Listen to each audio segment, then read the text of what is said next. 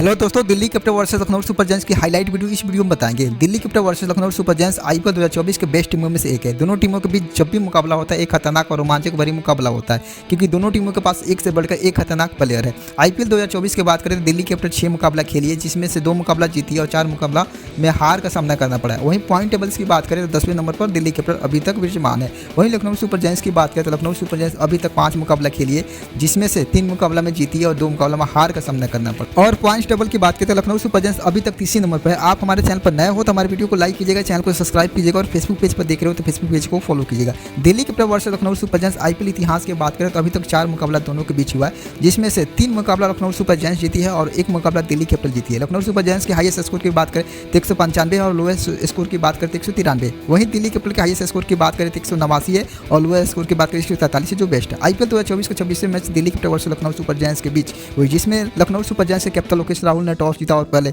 Batting करने का फैसला लिया और दिल्ली कैपिटल को बॉलिंग करने का आमंत्रण दिया। लखनऊ सुपर जायंट्स की एक अच्छी शुरुआत दिलाने के लिए लोकेश राहुल टी20 ओपनिंग करने के लिए आते हैं, जबकि दोनों बल्लेबाज एक शानदार फॉर्म में नजर आ रहे थे। पावर प्ले के दूसरी ओवर में दोनों मिलकर 28 रनों के शानदार पार्टनरशिप बनाते हैं, जो लखनऊ सुपर जायंट्स के लिए एक शानदार पार्टनरशिप था। लेकिन दिल्ली कैपिटल की तरफ से पावर प्ले के दूसरी ओवर लेकर खलील अहमद आते हैं और अपनी 5वीं बॉल पर क्विंटन डिकॉक को एलपीडब्ल्यू आउट करके पेविलियन भेज देते हैं। इस प्रकार क्विंटन डिकॉक सिर्फ 19 रन बनाकर पेविलियन चले जाते हैं। उसके बाद देवदत्त पाटिकल खेलने के लिए आते हैं, लोकेश राहुल के साथ मिलकर अपने पारी को आगे बढ़ाते हैं। लेकिन खलील अहमद के 4थी ओवर के दूसरी बॉल पर देवदत्त पाटिकल एलपीडब्ल्यू आउट हो जाते हैं, सिर्फ 3 रन बनाकर पेविलियन लौट जाते हैं। इस प्रकार Lucknow super giants power play के 5वीं ओवर तक 2 विकेट के नुकसान पर सिर्फ 41 रन ही बना पाती है।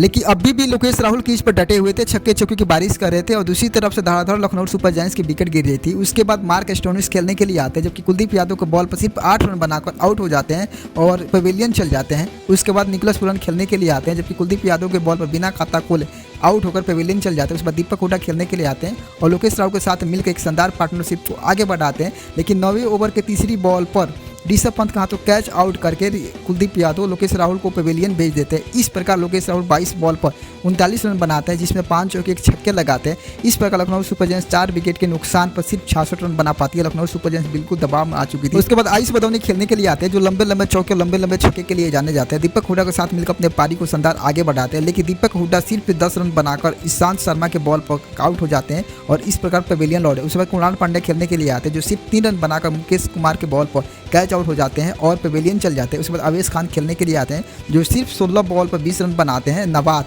आयुष बदौनी सिर्फ 35 बॉल पर 55 रन बनाते हैं, जिसमें 5 चौके और 1 छक्के लगाते हैं नवाद। इस प्रकार लखनऊ सुपर जायंट्स 7 विकेट के नुकसान पर 167 रन बनाती है और दिल्ली कैपिटल को जीतने के लिए 167 रन बनाने होंगे। इस लक्ष्य को पीछा करने के लिए दिल्ली कैपिटल की तरफ से पृथ्वी शॉ और डेविड वार्नर खेलने के लिए आते हैं, जबकि दोनों मिलकर दिल्ली कैपिटल को एक शानदार ओपनिंग देते हैं। लेकिन पावर प्ले के तीसरी ओवर एस ठाकुर लेकर आते हैं और डेविड वार्नर को सिर्फ 8 रन बनाकर बोल्ड कर देते हैं। इस प्रकार डेविड वार्नर 8 रन बनाकर पेविलियन चल जाते हैं। उसके बाद जे फ्रेशर खेलने के लिए आते हैं और आते ही छक्के चौके की बारिश कर देते हैं।